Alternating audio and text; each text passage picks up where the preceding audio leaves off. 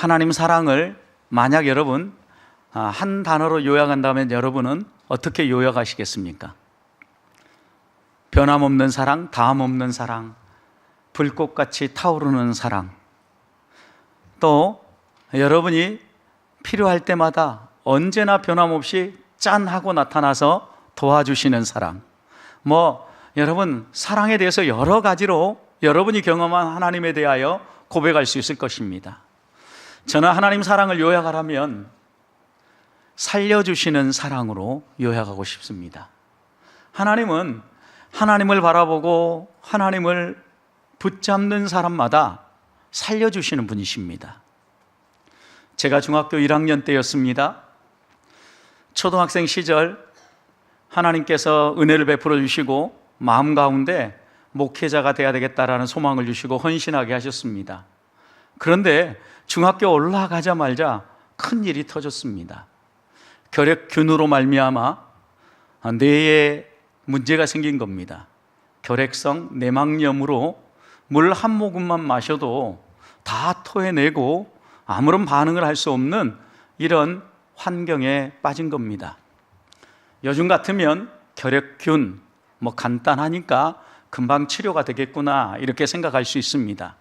여러분 그런데 지금은 지난해 통계에 보니까 인구 10만 명당 한 35명 정도 결핵에 노출된다라고 통계 보고가 있습니다.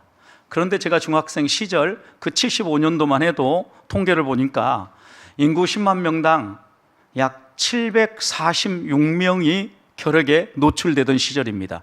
22배나 더 많은 수입니다. 여러분 그만큼 결핵이 많이 있었고 또 잘 관리 못하면 생명을 잃기도 하는 위험한 질병 가운데 하나였던 겁니다. 여러분 그런데 저는 공교롭게도 이 결핵균이 뇌에 침투를 한 겁니다.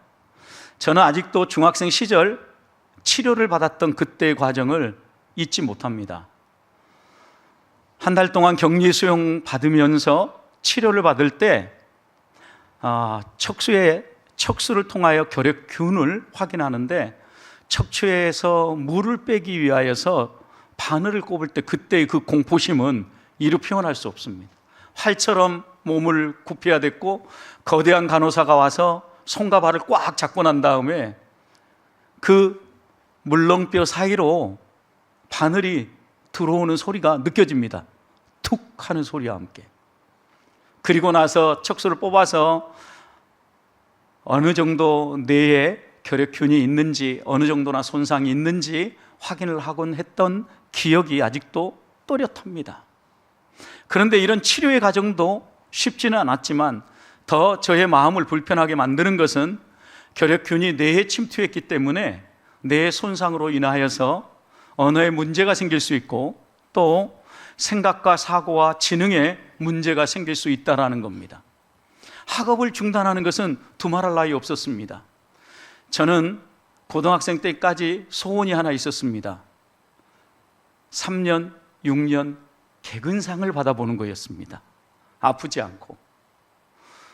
그런데 역시 이때 중학교도 들어가자마자 1학년에 이런 어려움을 겪으면서 하나님 앞에 기도가 절로 나왔습니다.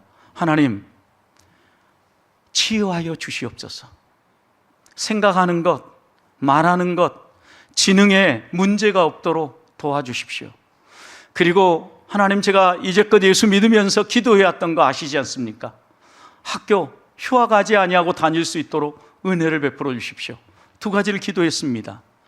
그런데 재밌게도요, 한 달 만에 퇴원할 수 있었고 한 달 후 척수에 확인되어진 결핵균이 현저하게 줄어들고 있다는 결과를 들을 수 있었고 한 3달째부터는 학교를 다시 다닐 수 있게 되었다는 겁니다. 여러분에게 제가 지금 이렇게 말씀을 전하고 또 어눌하지 않은 언어로 여러분과 소통할 수 있는 이유는 그때 하나님이 살려주셨기 때문입니다. 저는 그때 그 경험을 되돌아보면 하나님은 변함없이 제 곁에 계셨고 제가 하나님의 사람으로 하나님을 위해서 헌신하겠다고 고백할 때마다 붙잡아 주시고 지켜주시며 치유하시며 인도해 주시는 분이셨다라는 말씀입니다. 여러분, 그런데 우리가 이렇게 하나님 앞에서 어려움들을 겪으면서 꼭 깨닫는 것이 있지 않습니까? 그때 제가 깨달았던 것은 관계가 참 중요하다라는 것입니다. 이제 막 중학교 들어간 어린아이가 신앙이 좋으면 얼마나 좋겠습니까? 하나님께 기도했으면 그 기도가 얼마나 능력이 있었겠습니까? 그때 신방 오셨던 주일학교 선생님을 잊을 수가 없습니다. 내가 너를 위해 기도할게. 어머님과 함께 믿음 생활을 했던 믿음의 어머님들의 후원 기도, 저는 잊을 수가 없습니다. 저는 그 어머님들을 볼 때마다 이렇게 얘기했습니다. 학교 다닐 수 있도록 기도해 주십시오. 제가 생각하고 판단하는 것이 문제가 없도록 치유되도록 기도해 주십시오 라고 부탁했습니다. 실제로 그 하나님의 은혜가 오늘 여기에 제가 설 수 있는 은혜가 아니었나 생각을 하는 겁니다. 실제로 우리 생각해 보십시오. 태어나서부터 얼마나 다양한 관계 속에서 우리들이 살아가고 있습니까? 태어나서 조금 우리 마음대로 걸어 다닐 수 있을 때까지는 부모님과 가족관계라는 이 관계 속에서 성장을 합니다. 이제 걸어 다니고 말을 하고 활동할 수 있을 때에는 유치원도 다니고 초등학교도 다니고 학교를 다니면서 여러 교우 관계를 맺고 선생님과의 관계를 맺으면서 성장해 갑니다. 졸업하고 학창시절이 끝나면 직장에 취업을 하고 또 사회생활을 하면서 여러 사람들과의 관계 속에서 또 살아갑니다, 여러분. 그리고 때가 되면 사랑하는 사람을 만나서 새로운 가족 관계를 맺고 또 다른 관계 속에서 살아갑니다. 우리의 인생은 태어나서부터 하나님의 품에 안길 때까지 다양한 관계 속에서 살아간다는 겁니다. 여러분, 그런데 우리의 인생에 굴곡이 있는 것처럼 어려움이 있을 때마다 다시 우리가 설 수 있는 것은 관계 때문입니다. 관계. 누군가가 우리를 붙잡아주고 지지한 사람이 있고 힘들 때 옆에서 손잡고 기도해 주는 사람이 있었기에 오늘 여기까지 올 수 있었다라는 겁니다. 그런 점에서 관계는 우리가 매우 소중하게 다루어야 될 주제입니다. 하나님은 우리들에게 내가 너의 아버지가 되어줄게, 내가 너의 하나님이 되어줄게, 내가 너의 왕이 되어줄게 라고 이야기하면서 언약을 맺는 하나님입니다. 그래서 하나님을 언약의 하나님, 언제나 우리를 돌보시며 우리를 지키시며 인도하신 하나님, 이렇게 고백하지 않습니까? 그런데 그 하나님은 우리들이 세상과 언약하고 세상과 짝하는 것을 좋아하지 않으십니다. 우리가 하나님과 언약을 맺고 하나님 백성답게 살기를 원하시는데, 특별히 오늘 출애굽기 34장의 말씀은 이스라엘 백성이 하나님과의 언약을 깨뜨리고 하나님과 등졌을 때 하나님은 그들과 관계를 끊지 아니하시고 다시 찾아오셔서 두 번째 십계명의 돌판을 주시는 이야기가 이 34장의 이야기입니다. 보통 같으면 그렇게 배반하고 완전히 하나님을 등졌을 때 관계를 끊고 내가 너 안 보고 산다 이렇게 말할 수 있겠지만, 하나님은 그런 분이 아니십니다. 사랑의 하나님입니다. 실패하고 넘어졌을 때 그들이 무엇을 잘못했는지 깨우쳐 주시고 하나님은 그들에게 다시 사랑의 손길을 펴십니다. 모세에게 이번에는 너가 돌판을 만들어 와라, 그리고 나에게 올라와라 말씀하시고, 하나님께서 모세가 준비해온 이 돌판 위에 언약의 말씀을, 십계명을 다시 새겨주시면서 하나님은 내가 너와 언약하기 원한다 라고 말씀하신 겁니다. 10절을 보십시오. 여호와께서 이르시되 보라 내가 언약을 세우리니 그랬어요. 여러분, 하나님은 돌판을 깨트려 버렸을 때, 언약이 깨어졌을 때 그것으로 마무리 짓지 아니하시고 다시 부르십니다. 다시 불러서 내가 다시 너와 언약하기를 원한다. 하나님은 우리를 향하여서 사랑하시되 끝까지 포기하지 아니하시고 변함없는 사랑으로 사랑하시는 분이라는 말씀입니다. 그러면서 하나님은 다시 이렇게 당부합니다. 지난번에 너희가 세상과 언약하고 나와의 관계를 깨뜨렸던 것처럼 이번에는 그러지 말아라. 세상과 언약 맺는 것을 조심해라. 하나님의 언약 백성답게 살아라 라고 당부하시는 게 오늘 말씀입니다. 사랑하는 성도 여러분, 그렇다면 우리들이 어떻게 세상과의 언약을 맺지 아니하고 하나님의 백성으로, 하나님의 언약 백성으로 이 세상을 살아갈 수 있을까요? 먼저는 언약의 증표를 붙잡으라고 이야기합니다. 10절을 다시 보십시오. 여호와께서 이르시되 보라 내가 언약을 세우나니, 그리고 난 다음 이렇게 있습니다. 언약을 세우는데 곧 그랬어요. 그러니까 그 언약을 어떻게 세우는가를 부연 설명한다라는 거죠.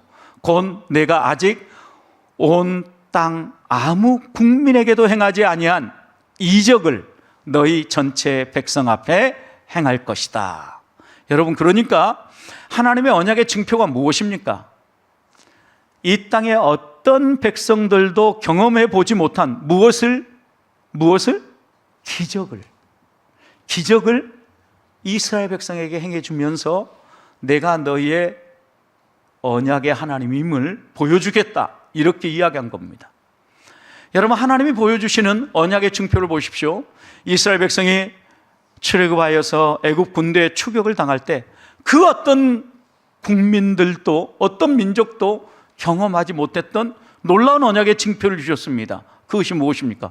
홍해를 갈라주신 겁니다. 어떤 민족도 이런 일들을 겪은 적이 없습니다. 하나님은 내가 너희를 책임진다, 내가 너희의 하나님이다, 너희를 살리는 하나님이다 라는 증표를 홍해를 가름으로 분명히 보여주신 겁니다. 과거의 언약의 증표라고 하면 하나님은 이 이후로도 이 이스라엘 백성들과 함께하면서 언약의 증표를 얼마나 많이 주십니까? 바산한 옥과 또 아모리 왕 시온에게 하나님은 어떤 하나님인가를 선명하게 보여주신 겁니다. 이스라엘 백성을 대적하고 이스라엘 백성이 지나가는 것을 허락하지 않을 때 하나님은 그들을 심판하시고 이스라엘 백성의 필요를 채워주지 않습니까? 또 여러분, 어떻게 가나안에 들어가게 됩니까? 요단강 물이 철철 흘러 넘쳤습니다.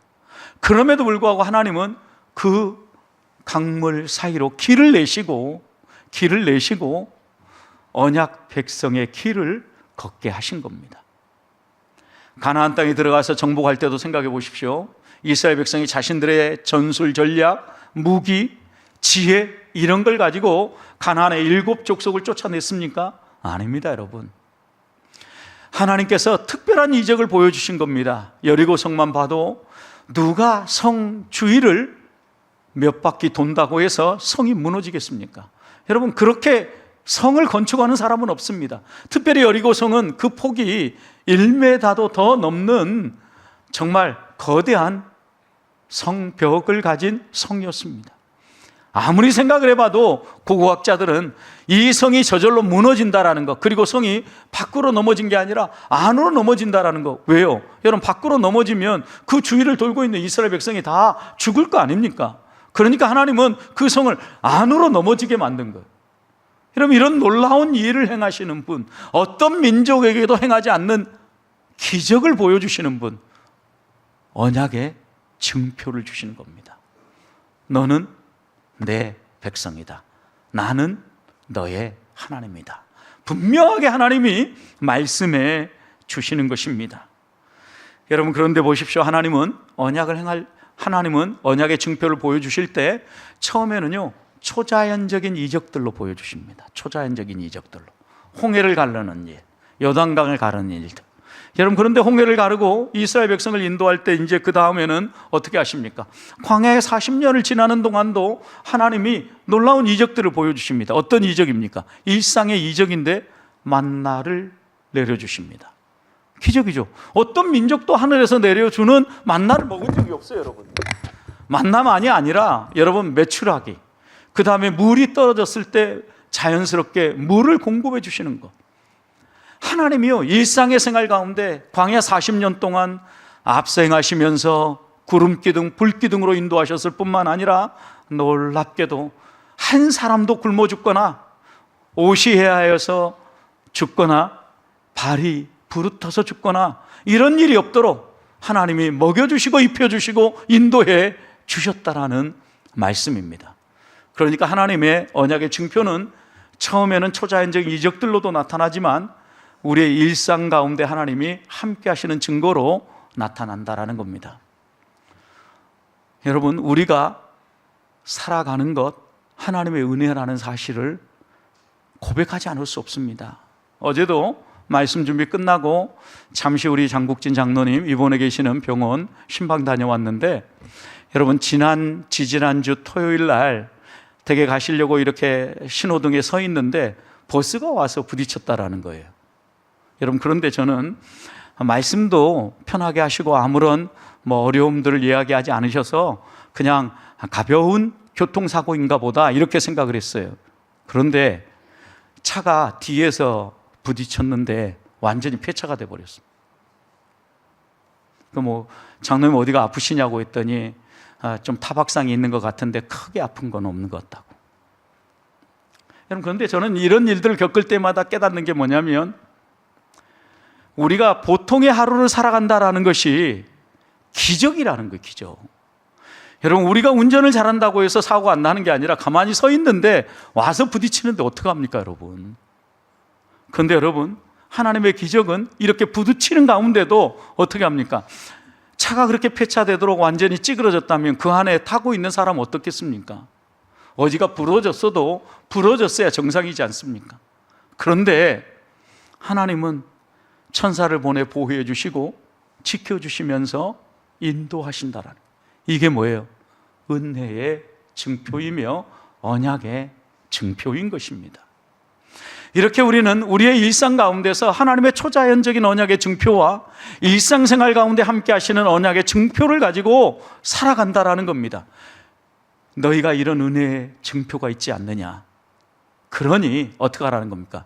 세상과 짝하지 말고 하나님 의지하고 하나님 붙잡고 믿음의 길을 살아라 라고 당부하는 겁니다. 이스라엘 백성도 보십시오. 언약을 깨뜨리고 자기 생각대로 달려가는 그 이스라엘 백성을 하나님이 내버려도 몇 번은 내버리셨어야 했죠. 조금만 부족해도 물이 떨어지고 또 하나님이 그 놀라운 만나를 먹여주시는데 또 애굽에서 먹었던 음식들이 생각난다고 불평할 때 얼마든지 하나님은 그들을 때리시고 또 이 언약 관계를 종결 지을 수도 있었습니다. 그러나 하나님은 그런 방식으로 사랑하지 않습니다. 세상 것을 추구하고 세상으로 향하는 사람이라고 하면 다독거려 주시고 왜 그것이 우리에게 유익이 되지 않는지 깨우쳐 주시고 하나님의 은혜 언약의 증표를 가지고 살아가는 삶이 얼마나 행복한 삶인지를 깨우치시면서 우리를 하나님의 백성으로, 언약 백성으로 인도하신다는 말씀입니다. 사랑하는 성도 여러분, 하나님은 언약의 하나님입니다. 하나님과 바른 관계를 맺으면서 세상과 관계를 맺으라고 이야기를 합니다. 세상과 짝하지 말고 하나님의 언약 백성으로서 세상과 어떤 관계를 맺어야 되는지를 깨닫고 행하라는 말씀입니다. 그 어떤 사람에게도 보여주지 않았던 언약의 증표, 기적을 통하여, 초자연적인 기적과 일상의 기적을 통하여 우리를 돌보시고 우리를 이끌어 간다면 그 일상의 기적은 끝나지 않아요. 여러분, 하나님이 초자연적인 기적만으로 만약 기적을 행하신다면 가끔 하나님의 이 언약의 증표가 끝났다 느낄지 모르지만 일상에 우리를 돌보시고 우리를 지키시는 이 놀라운 기적을 우리가 깨닫게 된다면 하나님의 이 놀라운 은혜의 증표는, 하나님의 일상의 기적은 끝나지 않은 기적이라는 겁니다. 한 주간 이 하나님의 은혜의 기적, 은혜의 증표, 언약의 증표 바라보면서 세상과 짝하지 아니하고 하나님 백성답게 사는 성도들이 되시기를 주님의 이름으로 축복합니다. 두 번째입니다. 11절 말씀을 보십시오. 너는 내가 오늘 내게 명령하는 것을 삼가 지켜라. 하나님이 명령한 것 지키라고 얘기합니다. 그리고 이렇게 얘기합니다. 보라, 내가 내 앞에서 아모리 사람과 가나안 사람, 헷 사람, 브릿 사람, 히윗 사람, 여붓 사람을 어떻게 하리라? 쫓아내리라. 여러분, 하나님 우리에게 이렇게 얘기하는 겁니다. 내가 오늘 너에게 명령한 이 하나님의 말씀 지켜 행하라. 그리고 너희가 걱정하는 그 가나안의 7 족속은 내가 쫓아준다. 내가 다 물리쳐 줄게.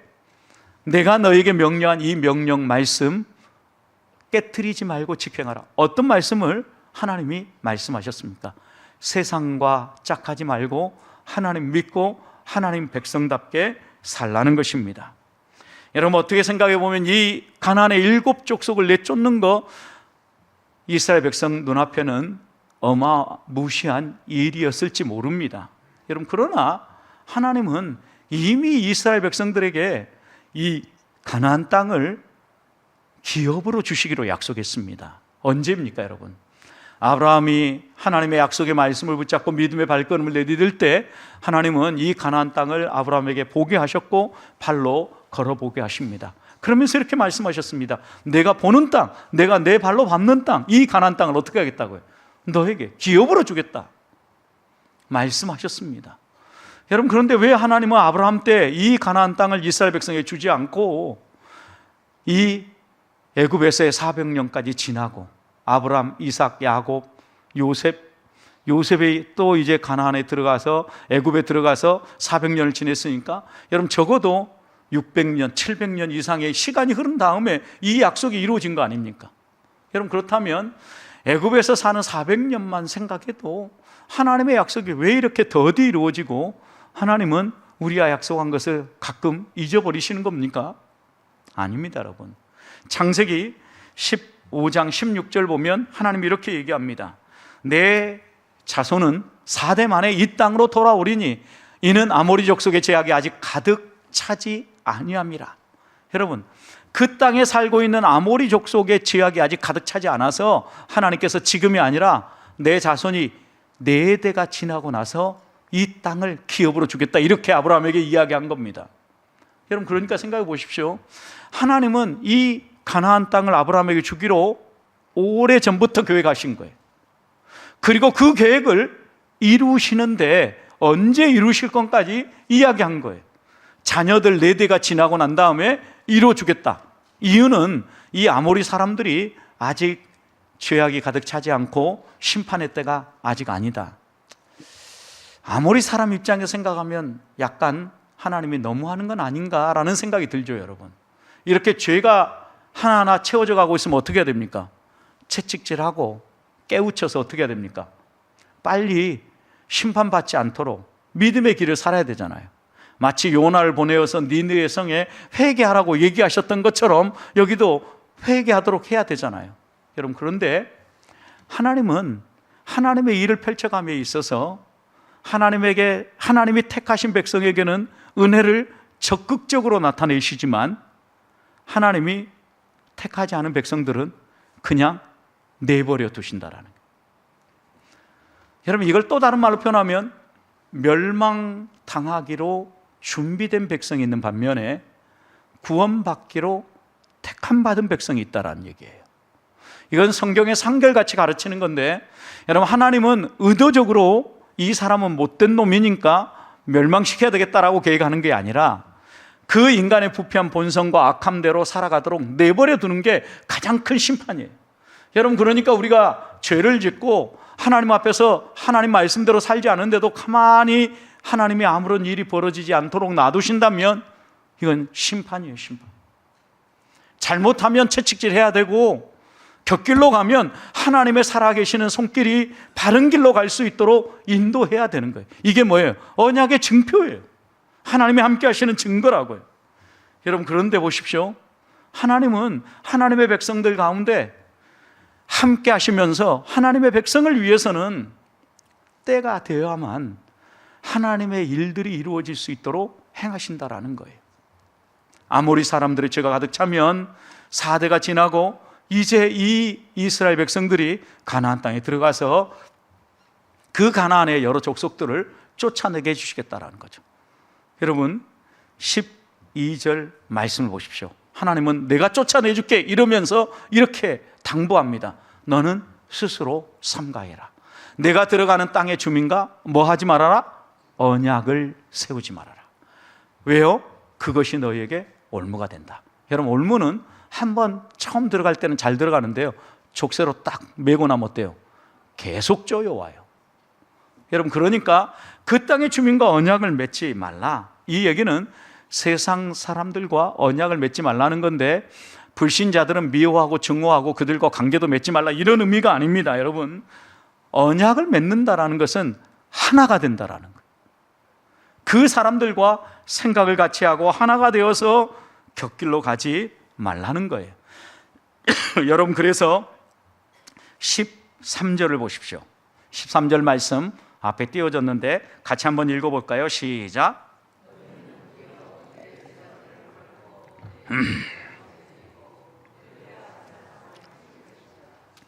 여기에 보면 동사를 여러분 눈여겨보셔야 되는데 그들의 재산을 어떻게 해라?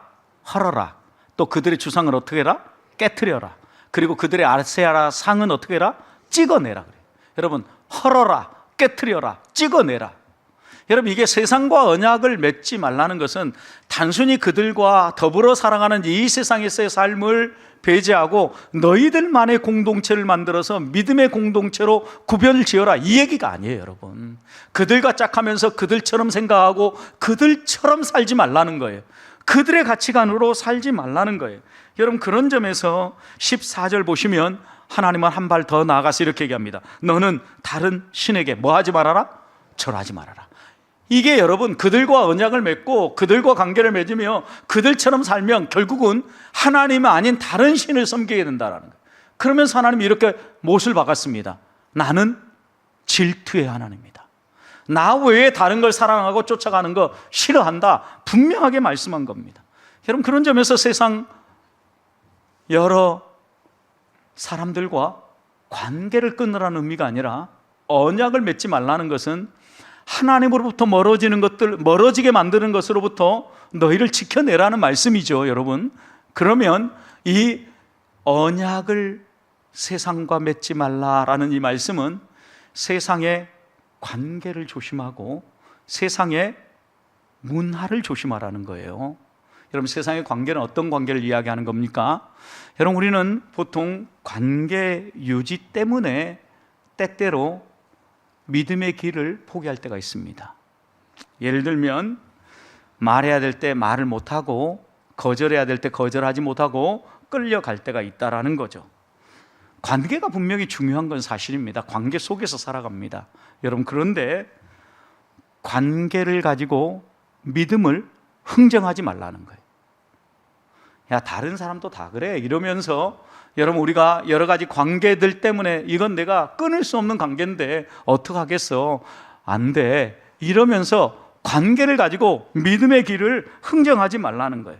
만약 관계가 하나님 자리에 올라간다면 그 관계가 우상이 되어져 버리는 거죠.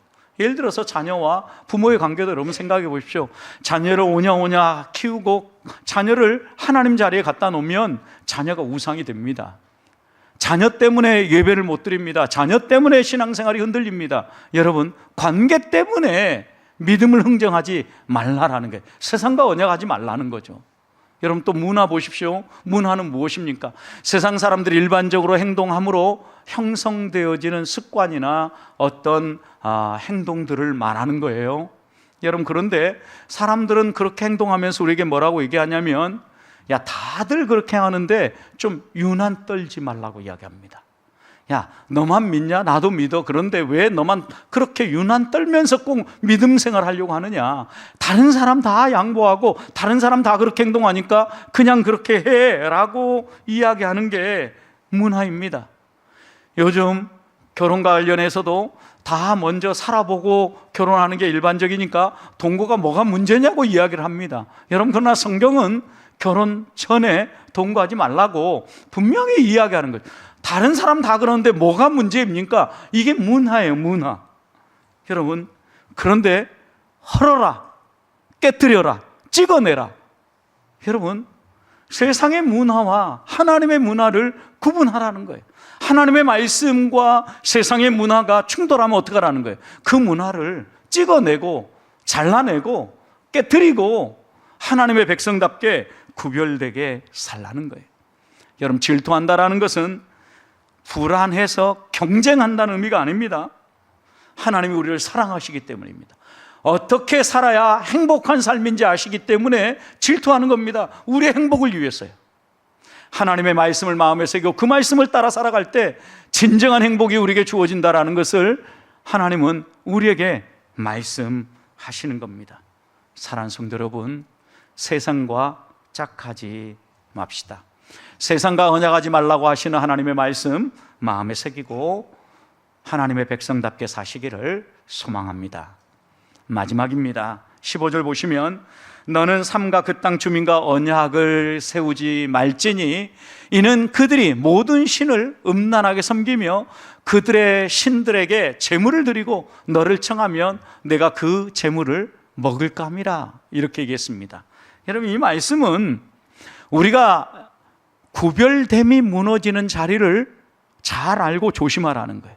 여러분, 우상 숭배나 세상과 짝하고 언약을 맺는 일은 요란하게 시작하지 않는다라는 거예요. 아주 자연스럽게 시작하는데 어디에서 시작해요? 식탁에서 시작해요. 지금 이런 어떤 상황입니까? 여러 사람들과 관계를 맺는데 식사 초대를 했습니다. 식사 초대를 하는데 이 사람이 자연스럽게 자기의 신들에게 바친 그 우상의 제물을 가져다가 요리해서 그걸 가지고 식사 대접을 하는 겁니다. 나도 모르는 사이에 우상의 제물을 먹게 되며 그들과 이야기를 하면서 그들과 소통하면서 결국은 나도 우상 숭배에 빠진다라는 거죠. 성경에서 식탁 교제를 한다는 것은 단순히 밥 한 끼를 먹는 게 아닙니다. 생각을 나누고 교제하고 하나의 공동체가 되어진다라는 거죠. 여러분, 그런 점에서 이 식탁 교제 매우 중요합니다. 우리가 이 식탁에서부터 하나님을 이야기하고 하나님이 행하신 일들을 이야기하면서 하나님을 바라보고 우리의 삶을 점검하는 곳이기 때문에 하나님은 특별히 우리의 구별됨을 무너뜨리는 자리를 조심하라는 거예요.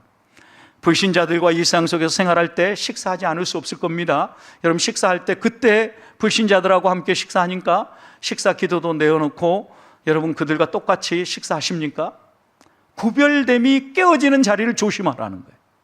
여러분, 그 다음에 여러분 또 이어서 16절을 보십시오. 또 내가 그들의 딸들을 내 아들들의 아내로 삼음으로 그들의 딸들이 그들의 신들을 음란하게 섬기며 내 아들에게 그들의 신들을 음란하게 섬기게 할까 함이라. 여러분, 우상 숭배에 대해서 얘기했죠. 여러분, 그런데 이 우상 숭배가 무엇으로 인해서 또 들어오는 걸 이야기하는 겁니까? 결혼이라는 관계를 통해서 들어오는 걸 얘기하는 거예요. 이방, 믿지 아니하는 이방 신을 섬기는 여인을 며느리로 삼고 아내로 삼다 보면 그 아내가, 그 며느리가 뭘 가지고 온다는 거예요? 이방의 문화를 가지고 온다는 거예요. 이방의 신을 가지고 온다는 거예요.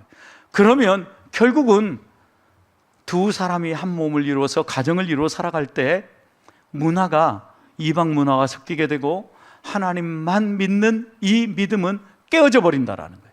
그래서 우리에게 조심하라는 건 뭐예요? 일상생활 가운데 자연스럽게 펼쳐지는 일로 여겨지는 일들을 조심하라는 거예요.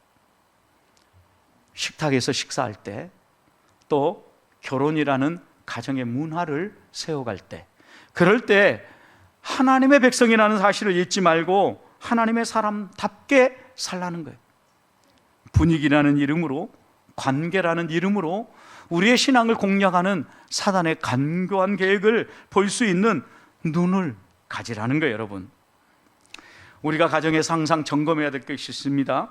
우리 집에 대하는 믿음을 세우는지, 세상 방식으로 사람을 평가하는지 우리의 대화를 점검해 봐야 합니다. 우리 집의 문화는 예배를 세우는 문화인지 예배를 밀어내는 문화인지 돌아봐야 합니다. 우리 집의 분위기는 하나님 앞에서 살도록 만드는 분위기인지 아니면 사람 눈치를 보며 살게 하는 분위기인지를 살펴야 합니다. 여러분, 이것이 구별되게 살아가는데 매우 중요한 요소이기 때문입니다. 너희 가정, 그리고 너희의 식탁, 이것이 구별됨을 유지하는 매우 중요한 자리다 라고 말씀하시면서 17절에서는 너는 신상을 부어 만들지 말아라. 너희가 이렇게 구별됨을 놓쳐버리면 결국은 우상을 부어 만들고 우상을 섬기는 자리에 서게 된다라는 거예요. 사랑하는 성도 여러분, 세상과 언약하지 말라는 말씀이 무슨 의미인지 다시 한번 우리의 마음에 새기십시다. 하나님은 우리에게 하나님과의 관계가 깨어지는 것은 아예 시작도 하지 말라고 이야기합니다. 성경은 그래서 악은 모양이라도 버리라고 하지 않습니까? 하나님과 함께 관계를 맺고 믿음의 길을 걸어간다는 의미가 무엇인가를 다시 한번 마음에 새기십시다. 은혜의 증표, 언약의 증표를 붙잡고 사는 겁니다. 하나님이 우리와 함께 하시는 증거들을 우리는 너무나 많이 보고 있지 않습니까? 초자연적인 기적, 일상의 기적. 이 언약의 증표를 붙잡고 하나님 앞에서 구별되게 살아야 합니다.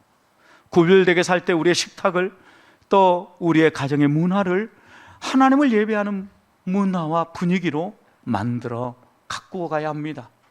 그때 우리가 조심해야 될 것이 있습니다. 우리의 구별됨을 무너뜨리는 것은 아주 자연스럽게 세상과 짝하는 겁니다. 여러분, 관계를 조심하라. 관계뿐만 아니라 문화를 조심하라 라는 이 말씀을 우리의 마음에 새기면서 세상과 언약하지 아니하고 세상과 짝하지 아니하고 하나님의 백성답게 구별되게 사시기를 소망합니다. 그래서 사도 요한은 요한 1서 5장 21절에서 이렇게 권합니다. 같이 읽어보겠습니다. 자녀들아, 너희 자신을 지켜 우상에게서 멀리하라. 한 번 더 읽습니다. 자녀들아, 너희 자신을 지켜 우상에게서 멀리하라. 여러분, 우상에게서 우리가 멀리하고 세상과 언약을 맺지 아니하고 하나님 백성으로 살아가는 비결이 무엇인가 돌아봅시다. 하나님 앞에서 주신 말씀 새기면서 한 주간 구별되게 사람 눈치 보지 아니하고 하나님과의 언약을 기억하면서 믿음의 길을 걷는 주의 자녀들이 되시기를 주님의 이름으로 축복합니다.